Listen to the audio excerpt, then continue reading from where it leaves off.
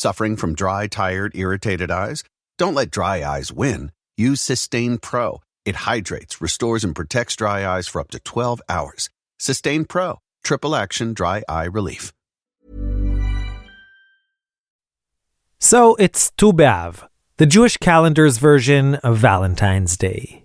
And after a long hiatus in releasing new English episodes, a period during which we've been diligently working on all our local Jerusalem-based storytelling events, and a whole slew of new shows in both English and Hebrew that are coming your way very soon, we thought that Tu B'Av and love are a good excuse to break our silence. So here we are, back in your ears. I'm Ishi Harman, and this, of course, is Israel's story. Our episode today, it's a date. A while back, a bunch of us were in the office, sitting around our beautiful pinewood table and talking about dates. Unusually awkward ones, surprisingly good ones, total catastrophes, and blissful delights. As the conversation went on, we were reminded of what we all intuitively know, that dates are and will forever be fine fodder for stories. Someone suggested we make a date episode, and one of our interns at the time, the ever-inventive Shira Shantz Khalil, chimed in with a development on the theme. Why, she asked with a mischievous twinkle in her eye, don't we host a blind date right here in our studio? Okay, I said, not thinking this idea would actually go anywhere. I mean, who in their right mind would subject themselves to a date that's not only being watched by half our staff, but also being captured on tape for all our listeners around the world? Well, Shira said she knew someone who might be game. And who exactly, I wondered, would be her date? Since we were all spoken for, the task fell to our somewhat intrigued and somewhat horrified American, single, and Larry David-esque intern, Mr. Lev Cohen. My name is Lev, and apparently some fine young lady has been invited to the studio to have the privilege of a first date with me. God bless her. Shira worked her magic and set up the date. The production team splurged on a bottle of red wine and some heart-shaped chocolates, and we all crammed into the studio, ready for our voyeuristic experience. Esther, that's the young lady's name, was late. She'd later claim that she got off at the wrong bus stop. So, as we were waiting, a bunch of us took the opportunity to grill Lev about his dating life. Are you excited? Wouldn't be the first word to come to mind, but it also wouldn't be the last. So, what would be the first word? Weirded out. I guess that's 2 words. What number first date would you say this is for you? Maybe like 40th? Wow, so you have some experience in the field. In first dates. Fewer in second dates. I should mention that Lev was 22 years old at the time, fresh out of college and on a gap year before going to law school. Once he heard that high number, our producer Jamal Rishik, a Palestinian Jerusalemite who's only a few years older than Lev, had a pressing question to ask. Okay, now tell me, what would attract you in a girl? Lev began giving him a learned, if somewhat bland, answer. The kind of boilerplate response about the desired combination of good looks and a good character.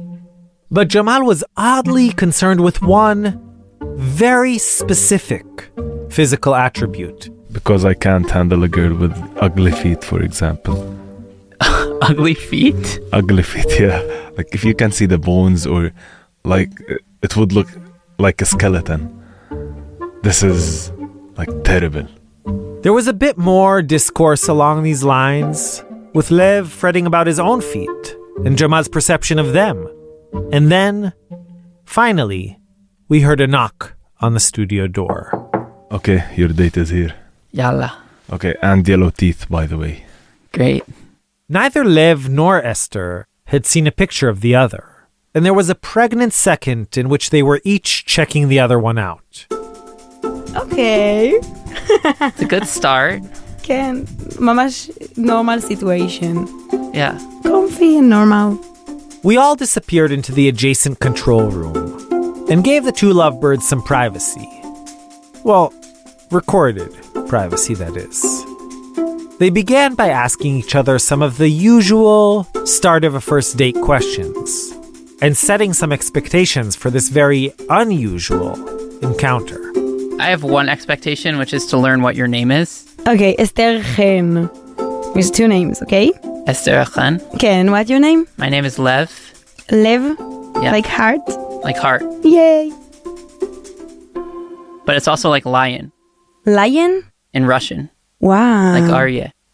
I prefer that one, you know, it's a little Lev. more fierce. Yeah. Not like, weak. Okay. You think hearts are weak? No. Heart is the best. Heart is everything. Yeah.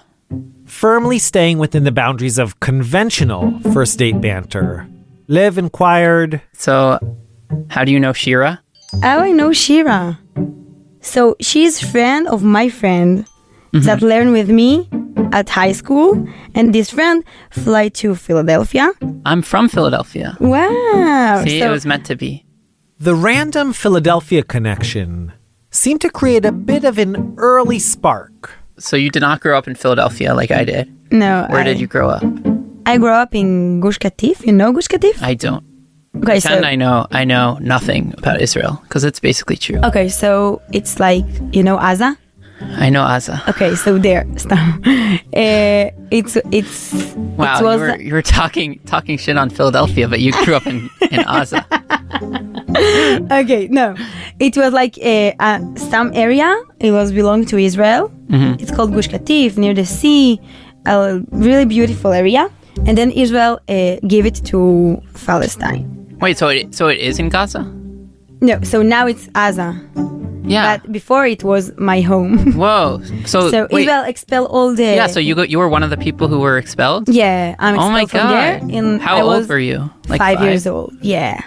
Whoa, that's insane. Yeah. You should have told me that before you told me your name. No. Soon afterwards, they segued into a game called 36 Questions to Fall in Love, while nibbling on the vegan snacks and sipping the Gamla wine, breaking, in the process, all our studio rules. After that initial excitement, things cooled down a bit. For what in your life do you feel most grateful? Oh, me? Can we skip this one? No, my family. This is cringe. No, my family. Okay, sure, my family too. Okay. Okay, next. Then things continued to be rocky. How do you feel about like having kids? I want. How many? How many? 7? 7? 6? Okay, dati. Stigmatic.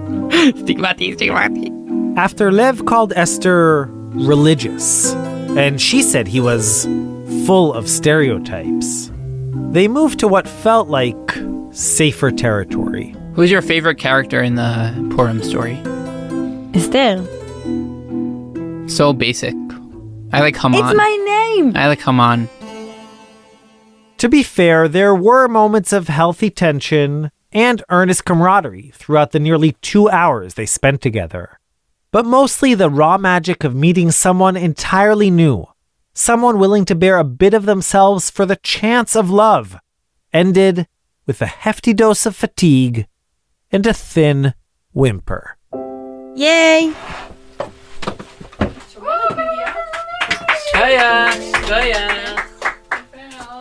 You wrote all of these? They thanked one another and retired to their corners, parting ways, seemingly for good.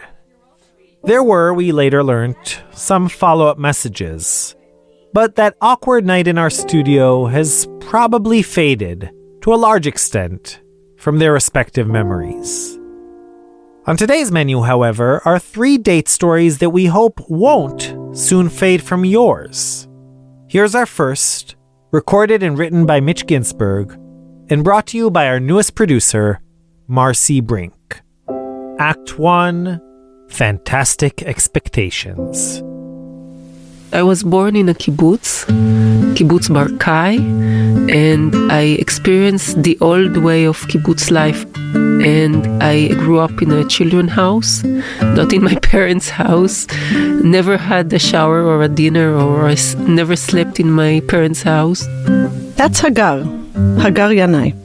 She's 54, lives in Ranana, and spends her days with words. She writes, critiques, edits, and teaches creative fiction. Many see her as the high priestess of Israeli science fiction. Her Leviathan of Babylon trilogy for teens was a 3-time winner of the prestigious Geffen Award for sci-fi and fantasy fiction. But she herself thinks that her love for stories and all the creative imagination that later spilled out of her and onto the page were already present in that Beit Yeladim and Kibbutz Barkai. The other children were my best friends and my worst enemies. I remember storm nights, thunder nights, where we all stayed together, all 12 children. We stayed in the same room, comforting each other and sleeping in each other's beds. And I used to tell everyone stories because I was the best reader of the whole children's house. And I used to take many books from the library, and I read them Tarzan. I remember they loved Tarzan, and they loved the Karl May books. But also it's really, really difficult to grow up surrounded just with children. They expected us to be a separate society, separate from the grown-up world, and it's very intense. Having nowhere to hide, it's not easy. Growing up, Hagar only saw her parents for a couple of hours a day. But that, she now feels, wasn't necessarily such a bad thing. My mother was a Holocaust survivor, and also my father. I don't know if that had to do with that, but we had not such a good example of seeing an intimate relationship between father and mother, so everything was pretty much fucked up. Her 2 sisters were both teenagers by the time she was born, and her parents were both very distant. So the entire notion of family as a social unit was basically foreign to her. No family events or birthdays or dinners or anything like that. We just had the dog and cat, so the family life was like around the animals, but that's it. So I guess it isn't that surprising that after her army service, she found herself drawn to all kinds of different and, well, alternative modes of living. I had a keen interest in spiritual ways of living. This took her to an anthroposophic community in Kibbutz Harduf, and from there to Japan, where she worked as a hostess at a nightclub. Which was wonderful. It was absolutely the best life I ever lived. I worked in Ginza Quarter, which is the most expensive quarter. And also, when I was bored there, I went to other clubs in Shinjuku, and I went to really wild places where Filipino girls worked, and we had a lot of fun there. It was really wonderful times. Alongside all that fun, she also began a spiritual journey into the world of Zen Buddhism. When I was in Tokyo, I lived in a little Zen community in the small city of Chiba. And after that, I went to a real monastery named Shogoji in the Isle of Kyushu, the south of Japan. And I had quite an affair there. And that happened, yes. The affair with the head abbot of the monastery, the so-called master of Zen, would later become the core of her first novel, A Woman in Light. Young girl, very determined to do something bad. And quite young head of a monastery. We had an affair, the way people have affairs when they're young and stupid and not so stable in their lives. And that was very dramatic. But it didn't end very well. And that's putting it mildly.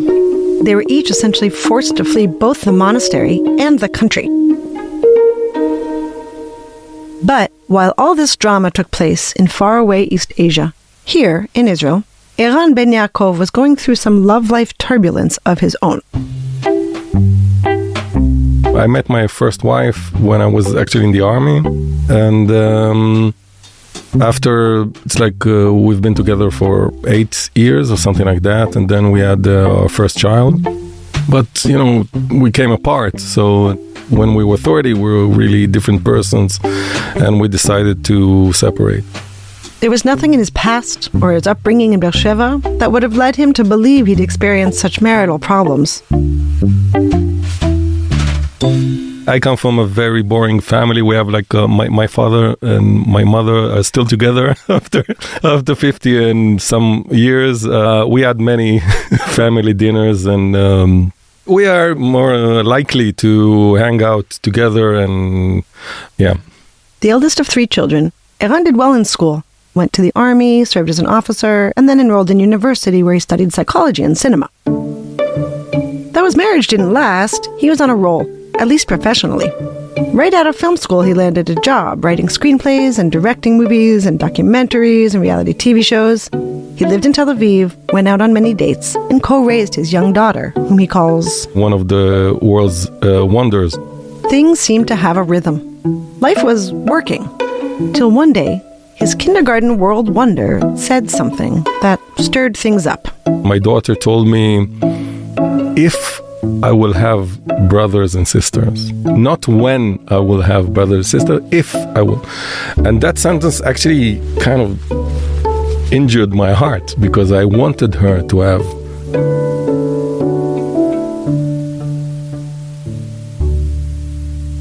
So he got serious. He looked, and then one day, at a conference in Tel Aviv, he saw a woman in an elegant aquamarine dress. And though she was busy talking about sci-fi, her favorite genre, she noticed him too. There was this guy there, very, very charismatic guy. But more than a prospective date, she thought he might be a useful contact, maybe even a potential funder. I thought he's actually from the Israeli Foundation of Film. And I thought he actually might give me some budget for an idea I have for movie. That, however, was less what Eran had in mind. This woman comes to me and starts talking to me, and while she's introducing herself, I'm looking at her. She had these beautiful green eyes, and I thought to myself, wow, that's like an amazing... Who is this amazing woman? Eran was trying to be charming, which, frankly, put the whole exchange in familiar territory, as far as Hagar was concerned. I had actually many suitors at that times. I had many options and choices, but I didn't want anyone, because all men seemed to be so full of themselves. And the more successful and interesting they were, the more full of themselves they were. It was actually very, very difficult to find a man who was both interesting and successful and able to listen and to communicate. And Eran gave me the feeling that he listens to me. And I liked that. I thought that's good. So I didn't say no when he invited me for lunch. It all happened pretty quickly. Too quickly, evidently, for him to register that the aquamarine dress, well, it was bursting at the seams. Something that I noticed is like her dress was tied with a pin. But he saw no need to connect any further dots. They exchanged numbers and began texting back and forth. A few days later, he asked me out for a restaurant, and I thought, all right, if he asks me for lunch, that's a good time to tell him, but maybe I will tell him after we order the food. Solid plan, she thought. Whatever will be, will be. But there was an unexpected hitch in her scheme for a post-food ordering reveal. So there was a nice guard with a nice metal detector in the entrance to Nachlat Benjamin Street. He was like a very gentlemanic kind of guard. But when he saw us approaching, he looked, he smiled and said, well, okay, pregnant woman can pass. And only then did it click for Eran. I was shocked, yes. But, did you look at me? No, I think I didn't. I just gazed. I think I just kind of shocked, and then she kind of leaned to me and whispered in my ear, "Yes, I'm pregnant." As they continued on the long, slow, and totally silent walk to their table, Hagar made peace with the fact that this date was over before it even began. I thought, oh, here goes lunch. I will have to eat sandwich when I come back to my apartment. Eran, of course, was in the middle of his own internal monologue. To be honest, it's like, okay, romantic option is off the table. But we're here. She's a known author. She's an interesting woman. So let's just have a conversation. That's also allowed. Hagar decided to climb right on top of the elephant in the room. She told Eran she was 39, not in a relationship, and that the fetus she was carrying was a project of her own making. Eran was in awe. She was amazing. She was amusing, smart, unique, very beautiful.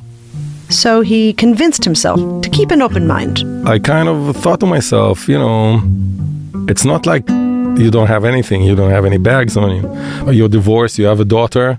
It's not like you come clean to this relationship. And you said you wanted the family. After a long lunch, they continued on to a frozen yogurt place and talked straight through the evening till it was time to say goodbye. And then she hugged me, but really kind of leaned onto me. And there was something very touching in the way she did that. I remember when I hugged you, I think I know what I felt. I felt how tired I was. I was so tired. It's really tiring to be nearly 40 years old and pregnant and alone. And I really needed someone to lean on. And I felt you were strong. Okay. Eran went home and thought things over. I went out over there and I said, okay, it's like, are you sure you're going to get into this? This is really messy. It was a lot to process. I myself, I think I have a knight syndrome. It's like I like to save people, women, children.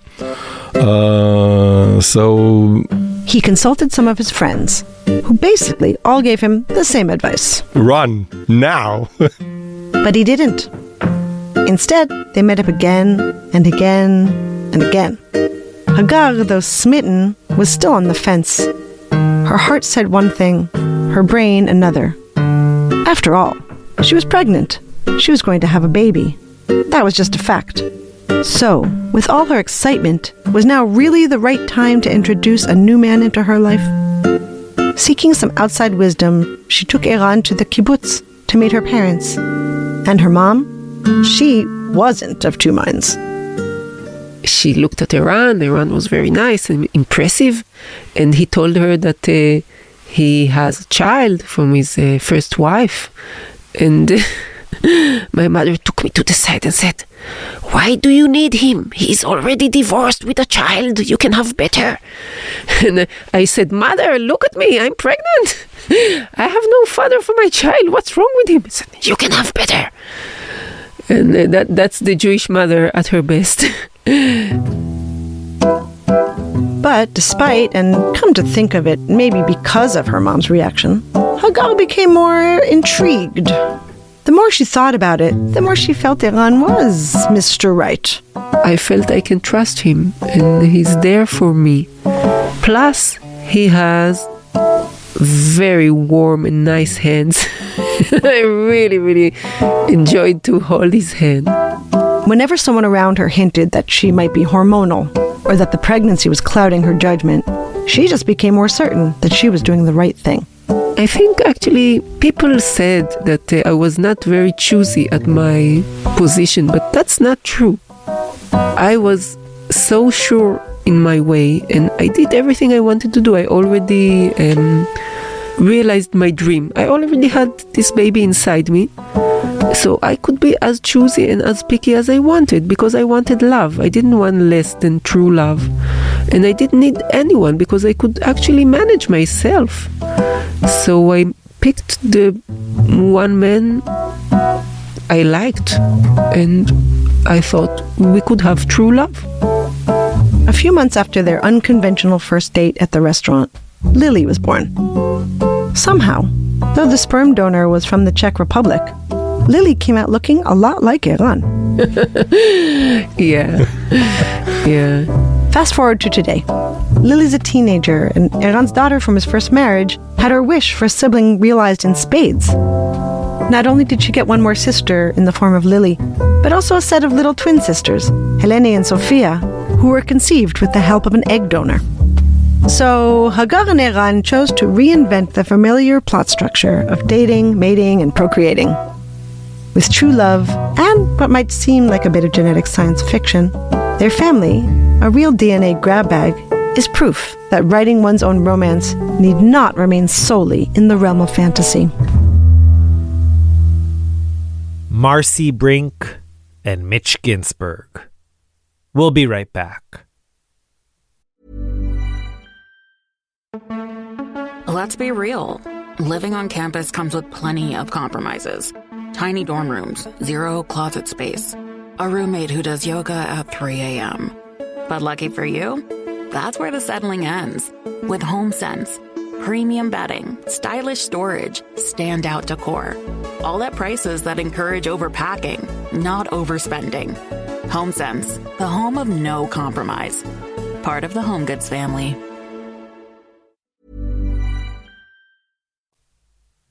And we're back with more tales of Israeli dates. Good ones, bad ones, and you'll never believe what the hell just happened ones. Okay, Act 2, an Israeli idol at the Kotel.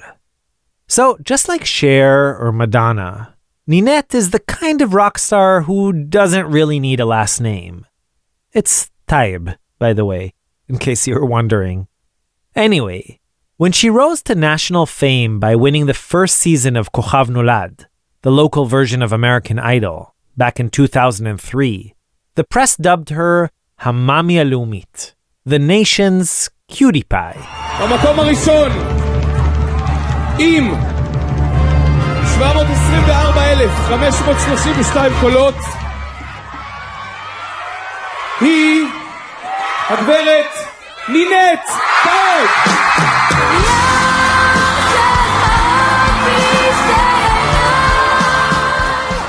Since then, she's been everywhere. At the top of the billboards, on stages, on TV, in movies, and seemingly continuously on the covers of gossip magazines. All that has made her one of the most recognizable people in the country. And as you'll soon hear, her fame has even trickled into the hardcore Haredi world, where female rock stars are most definitely not meant to be seen or heard. At least not by men. This story is the first glimpse of what will soon be a new limited series, brought to you by, well, us, Israel Story. We're calling the series Beyond the Black Hat, and it will have its own feed, though we'll also include some of the installments in our regular Israel Story feed. The series is based on a new non-fiction book of short stories, written by Eden Abitbol, who joined our team earlier this year and runs all our ultra-Orthodox storytelling events. Eden himself grew up in the heart of Jerusalem's Haredi yeshivas, and his stories, which are all based on his and his friends' own experiences, offer us a relatively rare opportunity to look inside what is otherwise a pretty cloistered world. With a lot of humor, vulnerability, and authenticity, he takes us beyond the inflammatory headlines, the mass protests, and the bouts of religious legislation. The stories are small, everyday ones. No epic sagas, crazy adventures, or grand declarations. But together they introduce us to the inner world of yeshiva students. Young teenage boys, really, who, as you'll hear, live in a parallel reality. Distant, but close, utterly separate, and yet weirdly intertwined.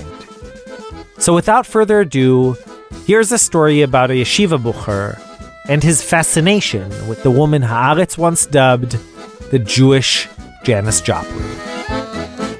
Chilik admires Ninette. even though I don't personally know any other Ninette fans, I know Chilik really well. And I'm willing to swear that he's the most diehard groupie out there. And why am I making such a big deal about it? Because on paper, at least, no one could figure out what Chilik and Ninette could possibly have in common. See, Chilik grew up in Bnei Brak, the bustling town of Torah and piety. His father was a teacher in a cheder, his mother worked at a bank, he had plenty of brothers and sisters, brothers-in-law and sisters-in-law, and all of them were sort of normal. You know, classic, run-of-the-mill Bnei Brak. They voted Gimel for the ultra-Orthodox party and read Yated Ne'eman, the party's newspaper. Really nothing out of the ordinary. And Chilik himself was very normal. He wore plain white Oha shirts like everyone else, donned a black size 5 kippah without the velvet ribbon, sported metal frame glasses, and dropped 2 heaping spoonfuls of sugar into his instant coffee. All that's to say that he wasn't, in any particular way, a guy with an outlandishly active sense of curiosity. But one summer, during the Bein Hazmanim break at yeshiva, Chilik went with a few friends to an Airbnb up north, just outside of Tzfat. And there, on a boxy old TV, he saw a rerun of some series from the early 2000s with Ninette in the lead role. Chilik and all his friends sat down and watched, simply because there was nothing else to do, and since it was 10 a.m., there was nothing better on any of the other channels. But by the time the rerun was over, and everyone, including Chilik, went outside to dip in the pool, he was a changed man. His soul, for all eternity, had been bound up with that of Ninette. So, Chilik set up a meeting with a brother of a friend, a guy who was rumored to have hard drives with everything that was ever put on air, and asked him to burn him a CD with all the shows Ninette had ever been on and all the music she had ever released.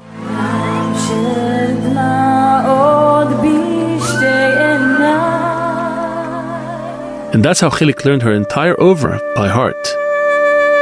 Singing the songs to himself again and again and secretly acting out long-forgotten TV moments. From his yeshiva dorm room, and really wherever he went, he was with Ninette, following and marking each and every milestone of her life.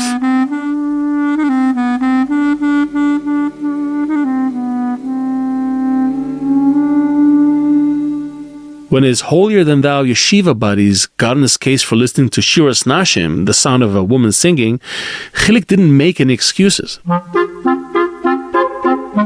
He just spread his arms out wide and said, "You're right. What can I say? But that's life. Everyone has their little stumbles. And besides, Ninette makes my heart sing. And when I'm happy, I'm just a better person. So there's that."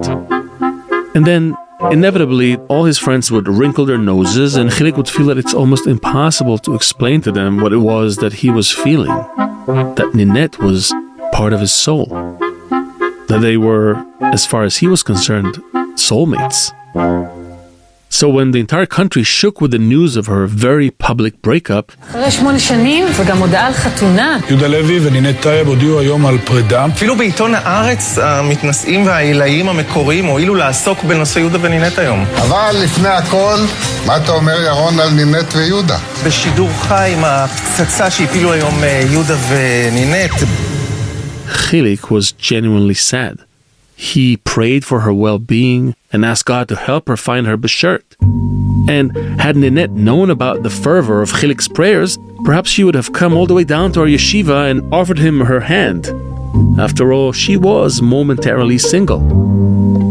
But she clearly didn't know, and that obviously never happened. Instead, life just went on.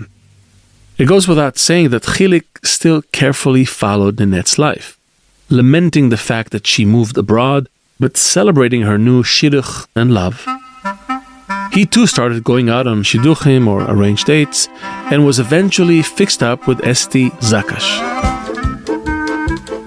He liked her, and she liked him, and Chilik resolved to propose the next time they met. So he put on his best Shabbat suit, got himself a new tie, and borrowed his sister's digital camera for the traditional "we just got engaged" photo at the Western Wall. He bought Esti something he knew she'd like and met her at her favorite cafe in the center of town, where he popped the question. Esti said yes, and they continued on to the Kotel excitedly, calling all their friends and family along the way. After they each prayed at the Kotel, Chilik in the men's section and Esti in the women's, they asked a random passerby to take a picture of them with the wall in the background. They stood at a proper distance from one another and sheepishly smiled at the camera. But then, just before the flash, Chilik suddenly stopped smiling. The confused photographer called out, "Hey, Grum, give us a smile." But Chilik, who thought he was hallucinating, just couldn't do it. In truth, he barely even heard the guy. His mind was somewhere else entirely. And that somewhere was, to be exact, just a few yards behind the photographer. There, striding in a long black leather coat, was none other than Ninette. His Ninette. Somehow, Chilik managed to force a quarter smile onto his face. The passerby seized the moment, snapped the photo, and handed back the camera. Esti, who noticed that something was off, asked whether everything was all right. Chilik mumbled something under his breath and then said, "Esti, it's Ninette Tayeb." Esti looked her way and asked, "Who's Ninette Tayeb?" And Chilik said, "Never mind. It doesn't matter. But could you maybe take a picture of me with her?" And Esti, who didn't understand what the heck was going on and didn't know what on earth to say, just walked with him toward Ninette. Chilik approached her and said, "Excuse me, Ninette?" And Ninette turned around and said with a smile, "Yes?" Chilik blushed. His pulse was racing and his mouth was parched. Miraculously, he managed to utter some sounds and said something like, "Wow, I just wanted to tell you that, never mind, I'm too excited." Ninette laughed. Esti was shocked. And Chilik asked, "Can I get a picture with you?" Ninette said, "Sure." And Chilik stood at a proper distance from her and motioned to Esti to take the picture, which she did. Chilik then thanked Ninette, and she continued on toward the Kotel. The very next day, Esti called off the engagement with Chilik. And a week later, taped to the inside of his closet, I saw the photo. The photo of Chilik and Ninette. Eden Abitbol. Mitch Ginsburg translated the story, which was narrated by Oded Spiegler. We'll be right back. Suffering from dry, tired, irritated eyes? Don't let dry eyes win. Use Sustain Pro. It hydrates, restores, and protects dry eyes for up to 12 hours. Sustain Pro. Triple action dry eye relief. And we're back. So we tend to say that many things could only happen in Israel. Usually that's flat out wrong.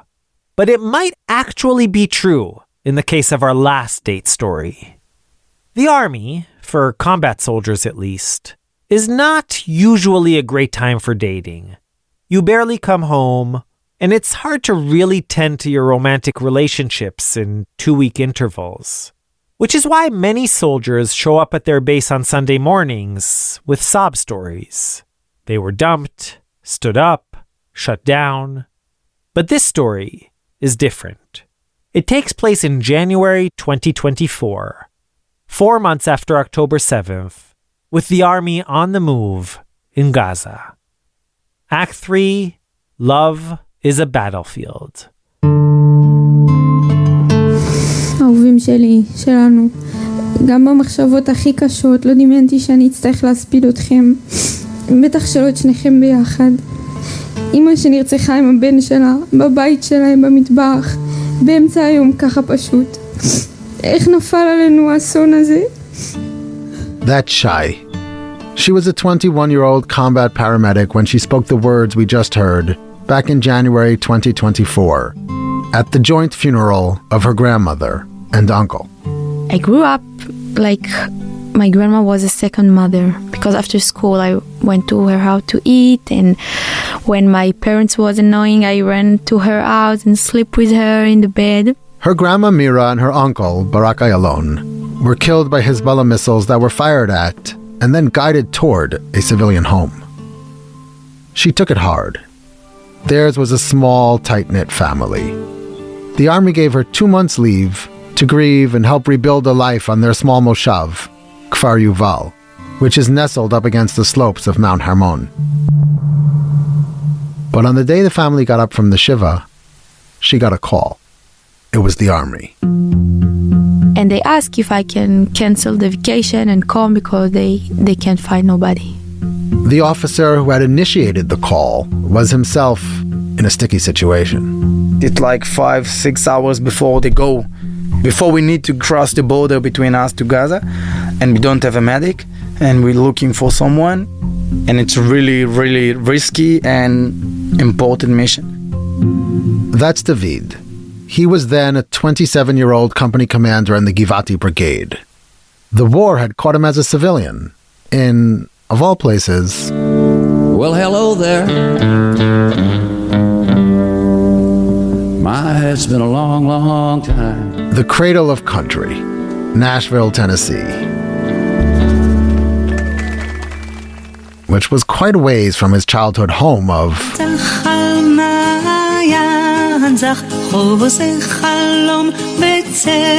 Rechelim, in Samaria, in the northern part of the West Bank.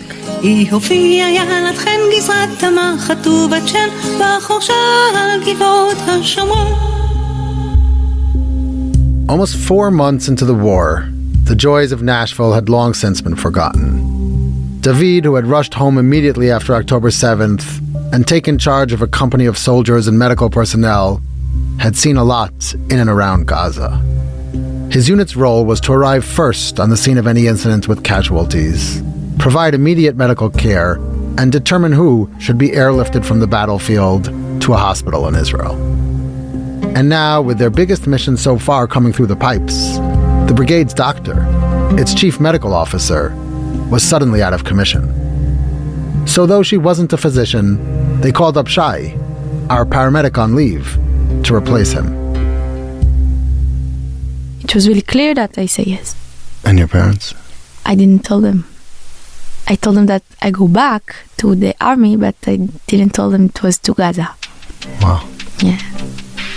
So just 7 days into her 2-month leave, she packed her bags, said her goodbyes, and drove south to the Zikim army base. By the time she arrived, it was pitch dark. She got her gear, suited up. And then I met David. He came to pick me to the tank with the car. As far as she was concerned, there was nothing of note. An officer, in a rush, about to lead a force into enemy territory. She said hello and hopped into the command car. It was already dark, and like the mission should start moving. So all the situation was like on speeds, you know what I mean? Mm-hmm. And it was really stressful because everybody knew that we are going to do something really hard. So when we met, it was like, hi, let's go really fast, we need to move. As the company's commander, he had a full plate. He had to learn the route and identify all the designated spots to which they could evacuate soldiers. And needless to say, adding a new commander of the medical squad to the team at the very last moment just makes things all the more difficult. I was really stressful because I didn't know if she is... If I'm good. Yeah, if something happened, if she know what to do or not. We didn't practice on it before it, you know? Shai was a bit frazzled too. Her body armor was about 10 sizes too big, and she had never fired the new weapon she had just been handed. In a company of around 120 soldiers, she was the lone woman, the first ever to join this particular brigade since the war had begun. And if all that wasn't enough, she didn't know a single person in her crew either. I don't know their names. I don't know the soldier's name in the tank. She just seated in the tank, and I said, all right, we need to go. All the battalion is already in the border, so let's go. And on the way, we're like, hi, I'm Shai, I'm David, all of the soldiers introduced themselves.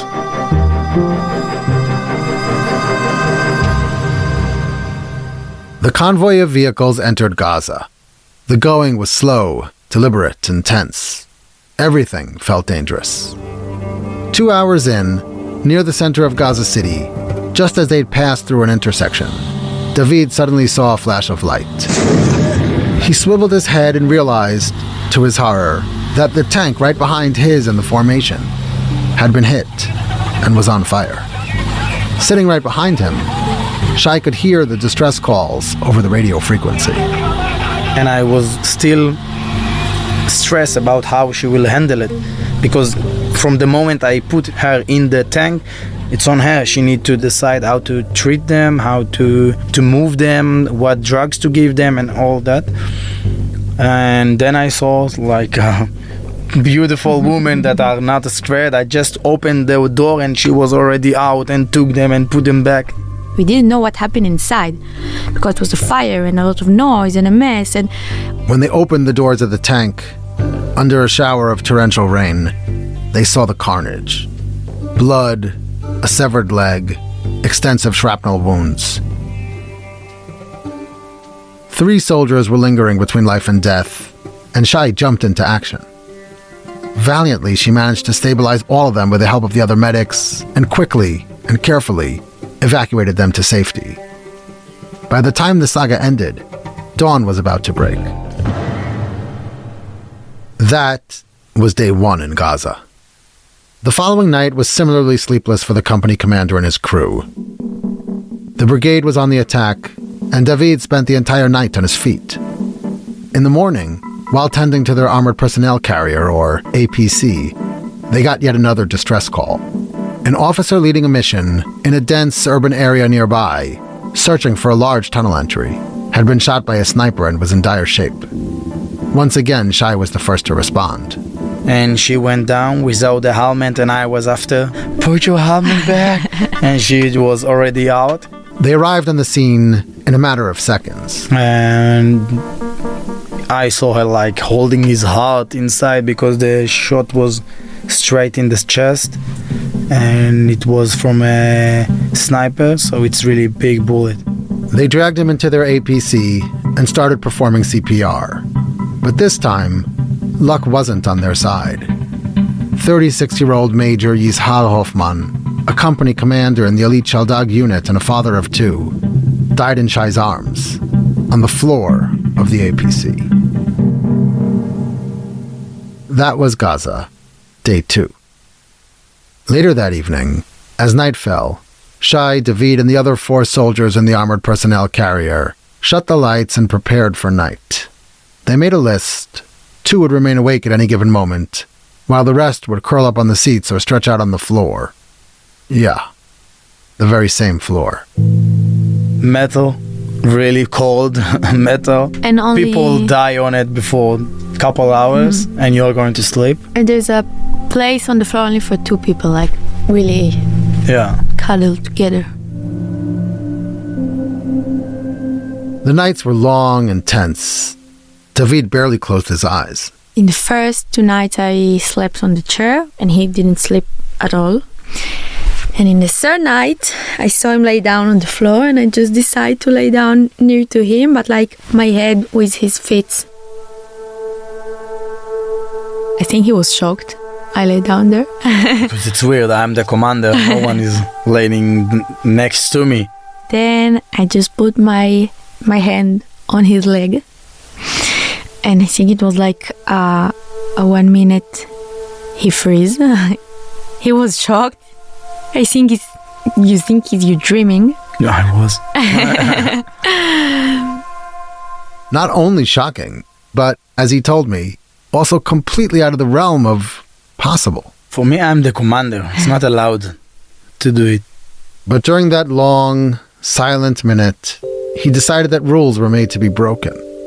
And he stealthily put his hand in hers. and we didn't speak.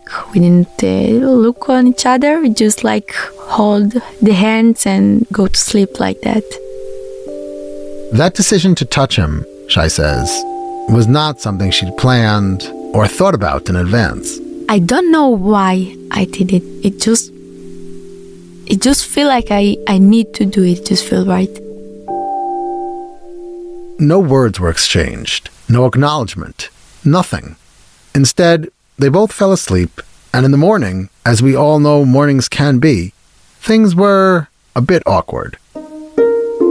I wake up and I know that something happened, like it wasn't a regular thing that people do in the tank. and we act normal, we act like everything's fine, nothing happened. We just keep the day going. But David was deeply conflicted.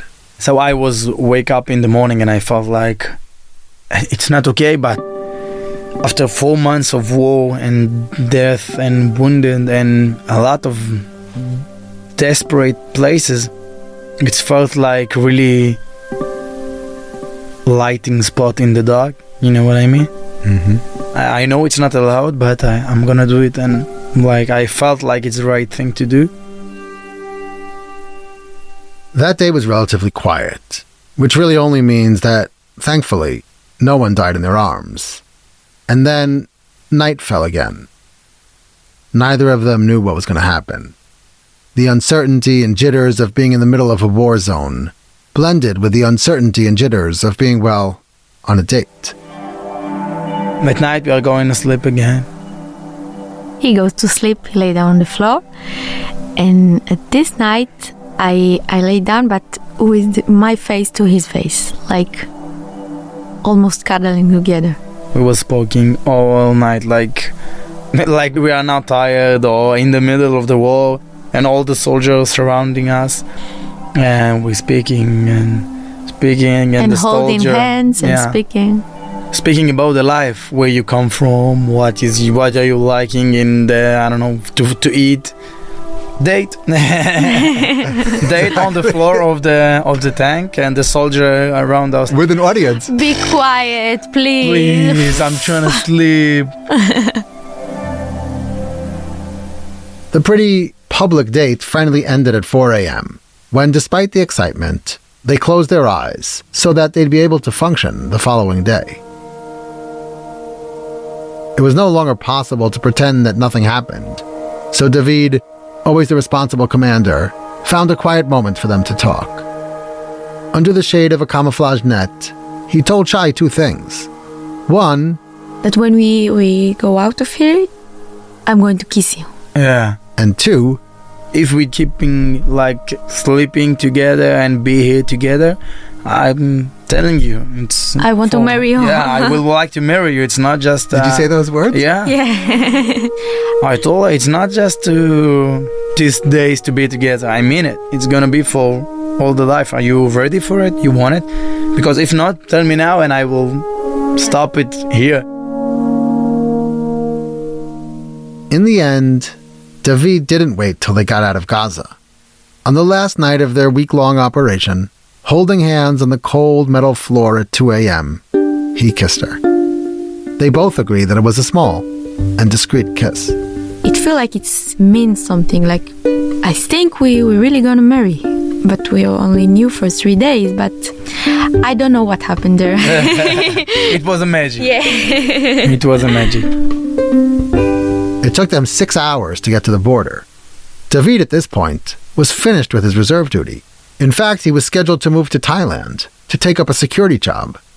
Shai, on the other hand, was still in her mandatory service and went back to her base deep in the Negev desert. But their different statuses were not going to pull them apart. In Monday, I go back to the base, and then I run out of the base every night. Sneak out? Yeah, I sneak out to be with him. I come in the night, and I came back to the base in the morning for nobody pay attention that I disappear. You just walk out of the front Yeah. entrance of the base as if you have leave. Yeah. And then you didn't sneak on understand the woman that's sitting in front of you. She doesn't give a fuck on no one in that point. She did everything she wanted. And what she wants now, and what will be happening come fall, is for the two of them to marry. David didn't go to Thailand. Instead, he stayed here and proposed to Shai on a trip to the desert. He thinks their relationship is a sign. For him, for them, and for all of us really, that love prevails over war. We warned that Israel will know, and the people around the world will know, that even from the dark places, something good can happen, and we will have a light again. Shai, of course, agrees. For her, it was just meant to be. David was born in the date my grandma and uncle killed. So my mother think it's a sign, like when something that I really care about died, I found David, and it gave me like a lot of hope. And when I met him, it was a hard day that it wasn't sure that a good thing is going to come. It's look like I feel in the war like this is how my life is gonna look like forever. I didn't see it the day after the war. So, save the date and dust off your dancing shoes because, under that very banner of hope, they've got it locked in. October 8, 2026.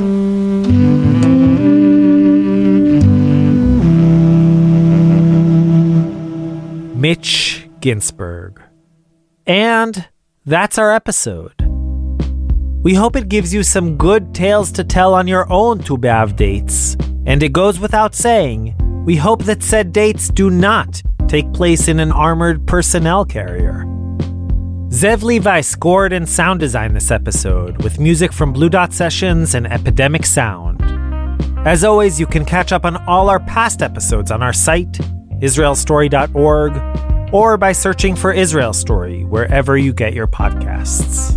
You can and should also check out our home at timesofisrael.com/podcasts. And of course, follow us on social media under Israel Story. If you're interested in sponsoring episodes of Israel Story, email us at sponsor@israelstory.org. Our staff includes Yochai Meital, Zev Levi, Mitch Ginsburg, Marcy Brink, Hadas Kidron, Anat Elinav, Noam Ben Zev, Eden Abitbol, Shira Meishar, Liat Tobi, Eli Fink, Rachel Gutman, and Rotem Tzin. Special thanks to our beloved former interns Shira Shantz Khalil and Lev Cohen. I'm Ishi Harman, wishing us all good days to come, Tu B'Av Sameach, and remember, always, or maybe not always, listen to your mom's dating advice. Why do you need him? He's already divorced with a child. You can have better. Okay, we'll be back before too long with both new Israel Story episodes and entirely new shows from the Israel Story team. What can I say? Stay tuned. Until then, Shalom Shalom, and Yalla Bye. טוב לי רק להתרחק מעט, לא לנסות לשרוף הכל,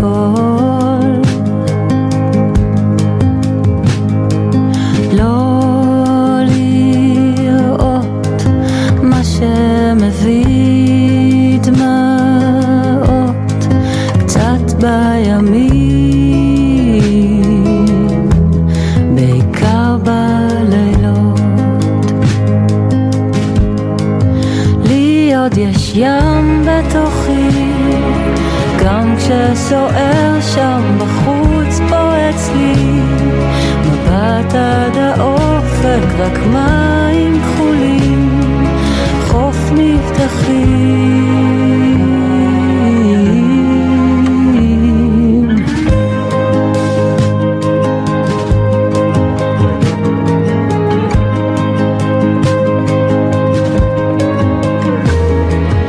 עוד ניצן ועוד עלה איך מנסים לצמוח יחד. מה עושים? איך מאירים חיים כשמסביב אש גדולה מתקרבת. לי עוד יש ים בתוכי, גם כשסוער שם בחוץ פה אצלי. מבט עד האופק, רק מים כחולים, חוף מבטחים.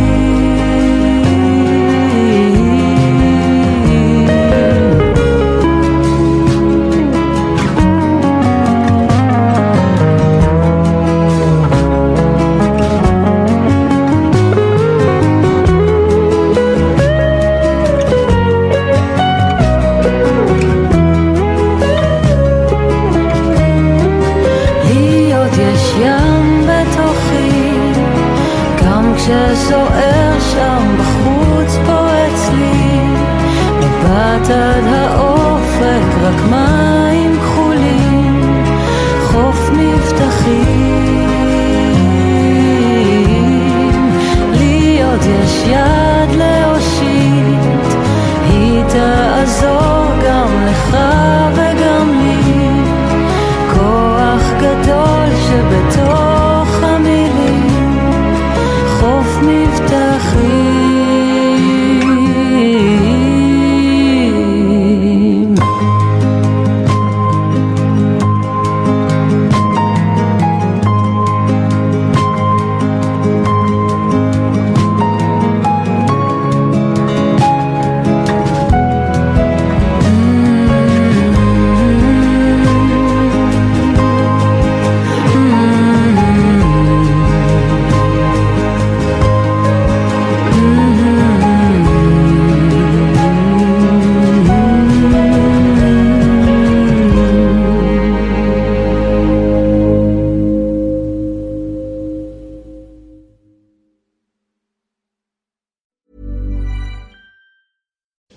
Fuel your hustle with protein-packed, flavor-stacked Roller Bites. These compact handheld snacks deliver bold taste and real protein, so you can stay full, focused, and moving. No mess, no slowdown. Big flavor, clean fuel, and the kind of bite that just works. From long days to late nights, Roller Bites are ready when you need them in flavors like Tequila Lime, Monterey Jack, and Buffalo Ranch. Grab them at your nearest convenience store or catch them on tour. Visit rollerbites.com for dates, locations, and more.